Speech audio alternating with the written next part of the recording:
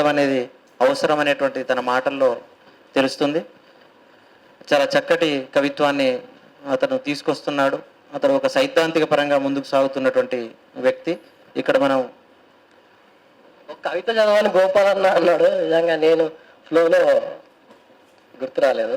ఒక చిన్న కవిత చదువుతాను. కవిత పేరు కాంతి పిట్ట. గొంతులపై ఇనుప బూట్లకు నేను సాక్షిని, అక్షరాలపై లాఠీ దెబ్బలకు నేను సాక్షిని, ఆదివాసుల స్తనాలు నరికి మేఘాలలోంచి పాలను మాయం చేసిన, ఆదివాసుల స్తనాలు నరికి మేఘాలలోంచి పాలను మాయం చేసిన నియంత పరిపాలనకు నేను సాక్షిని. నా దేశంలో న్యాయం అనేది పుక్కిడి పురాణం. నా దేశంలో హక్కుల చట్టాలు, రక్షణ చట్టాలు అంగాంగాలుగా నరకబడ్డ పసిపాపలు. జైలు లోపలి విధ్వంసానికి 11 ఏళ్ల అనుభవం ఉన్న సాక్షిని నేను. నిజమే, నన్ను బోనులోనే నిలబెట్టండి. పగలు రాత్రి నా ఆయుధాలు, సత్యం ప్రేమ నా ఆయుధాలు, దిక్కులు మొక్కలు నా ఆయుధాలు, చిరునవ్వుల పసిపువ్వులు నా ఆయుధాలు.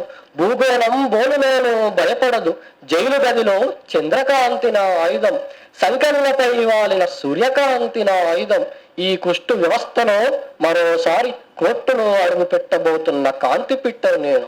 11 ఏళ్లుగా జైలు నిర్బంధంలో బతికిన బెల్లాల పద్మ అనే వ్యక్తిని, అనే జర్నలిస్టుని 11 ఏళ్ళు సేవ్ చేయడానికి ఆమె పుట్టక ముందే ఫైల్ అయిన కేసులో పద్మ అనే పేరు ఉంటే పేరు చాలు, పేరు లేకపోయినా కూడా అట్లా పద్మ గారిని 11 ఏళ్ళు జైల్లో పెట్టి నరకయాతన పెట్టిన తర్వాత మళ్ళీ ఈ సమాజంలో బతుకుతున్నప్పుడు మళ్ళీ అరెస్ట్ చేసి మళ్ళీ జైల్లో పడేస్తారు.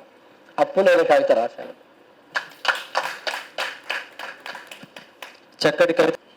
మనం కవిత్వం గురించి అసలు చాలా పార్శ్వాలు చూసాం ఈరోజు. మనం అంటే ఊరి గురించి కవిత్వం చేసిన నాగిళ్ళ రమేష్ అన్నను చూసాము, దండకడియాన్ని చూసాము, ఒక సాఫ్ట్వేర్ నేపథ్యం చూసాము, ఒక శ్రీనిధి అనుభవాలు చూసాము. ఆమె ఎలా కవిత్వం చేస్తుందో.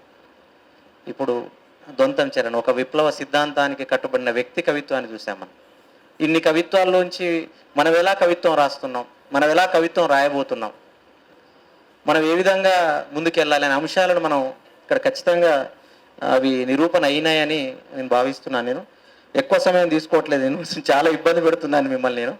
నేను ఇబ్బందిని మీరు చాలా భరిస్తున్నారు. నా పేరు తండ హరీష్. నా పేరు. నేను ఒక 3 పుస్తకాలు వేశాను. అది చెప్పుకోవాల్సిన పరిస్థితి అది. ఎందుకంటే నీటి దీపం, ఇంత మంచి సందర్భం రాదు కదా. నీటి దీపం, ఇన్బాక్స్, గాలి లేని చోట అనే 3 పుస్తకాలు వేశాను నేను. ఇంకంతకు మించి ఏమీ లేదు. ఒక కవిత ఈ మధ్య కాలంలో రాసింది వినిపించి నేను ముగిస్తాను. అవును, ఓకే సార్. అంటే నవ తెలంగాణలో అంతకుముందు నేను వెంటాడే వాక్యాలు శీర్షికతో ఒక 33 మంది కవుల పుస్తకాలను నేను విశ్లేషించాను. తర్వాత ఈ మధ్య కాలంలో నవ తెలంగాణ సోపతిలో వర్తమాన కవిత్వం పేరుతో ఒక్కొక్క కవితను తీసుకొని విశ్లేషణ చేస్తున్నాను. దానికి బాధ్యతలు నాకు అప్పగించి నన్ను సమర్థుడిగా రాడదీలుస్తున్న మన తెలంగాణ సాహితీ బాధ్యులు ఆనందచారి సార్కు, వారికి అందరూ కూడా ధన్యవాదాలు తెలుపుకుంటున్నాను. ఇంకో విషయం ఏంటంటే యువకులకి చాలా ప్రాధాన్యత ఇస్తున్నటువంటిది మన సోపతి, అదేవిధంగా దర్వాజా పేజీని మనం చెప్పుకోవచ్చు. ఎందుకంటే ఇప్పుడిప్పుడు కవిత్వం రాస్తున్న వాళ్ళకు కూడా మన పేపర్లో వారికి అవకాశాలు ఇవ్వడం ద్వారా చాలా మెరుగుపడినటువంటి వ్యక్తులు ఉన్నారు. అక్కడి నుంచి కూడా రాటదిల్లినటువంటి వ్యక్తులు ఉన్నారు, వెళ్ళటం జరుగుతూ ఉంది. ఇంకో విషయం మనం ప్రత్యేకంగా గుర్తు తెచ్చుకోవాలి. ఇక్కడ కూడా కవి సంగమానికి సంబంధించినటువంటి పాత్ర కూడా మనం కవిత్వంలో గుర్తు తెచ్చుకోవాలి. ఎందుకంటే ఇక్కడ ఉన్నటువంటి గోపాల్ కానీ, తర్వాత నాగిళ్ళ రమేష్ అన్న కానీ, నేను కానీ, ఇంకొంతమంది వ్యక్తులు కానీ కవి సంగమం నుంచి అక్కడ ఒక ప్లాట్ఫామ్ చేసుకొని అక్కడ కవిత్వాన్ని చేసినటువంటి ఇక్కడ యాకూబ్ సార్ కూడా ఉన్నారు. వారు మనం గుర్తు చేసుకోవాల్సినటువంటి అవసరం ఉంది. ఒక చిన్న కవిత చదివి ముగిస్తాను నేను. అంటే నేను స్కూల్కి వెళ్తున్నప్పుడు ఆటోలో పొద్దున్నే టిఫిన్ బాక్సులు కట్టుకొని వెళ్తూ ఉంటారు అమ్మలు. వాళ్ళని తీసుకొని రాసినటువంటి జీవకళ కవితా శీర్షిక. పొద్దున్నే ఏమీ తినకుండా ఆదరా బాదరాగా ఆటోలో కిక్కిరిసిపోయే కూలీ తల్లుల్ని చూస్తే తొక్కి ముడేసి కట్టిన పత్తి బస్తాలే జ్ఞాపకం వస్తాయి. చేతుల్లో పట్టుకెళ్తున్న కొడవళ్ళు నెలవంకకు మరో రూపంగా తోస్తాయి. చేనులోకి దిగి సాలు పట్టుకుంటే ఒంటి మించి కారుతున్న చెమట 10గురి మంచి కోరే పాకాల వాగు లెక్క పారుతుంటది. ఈ పాకాల వాగు అనేది మా పక్కన ప్రవహిస్తూ ఉంటుంది. చీర కొంగును నడుముకు చుట్టుకొని మునుం వెళ్తూ పాటందుకుంటే ఆకాశం నేలకు దిగి వచ్చి చెవివారిచ్చి మరీ వింటది. మధ్యాహ్నం పూట కాల్చేతులు గడుక్కొని సద్దిబువ్వ ఇప్పుకొని తింటున్న వాళ్ళ ముఖాల నిండా మట్టి నుండి ఉట్టుతున్న జీవకళ.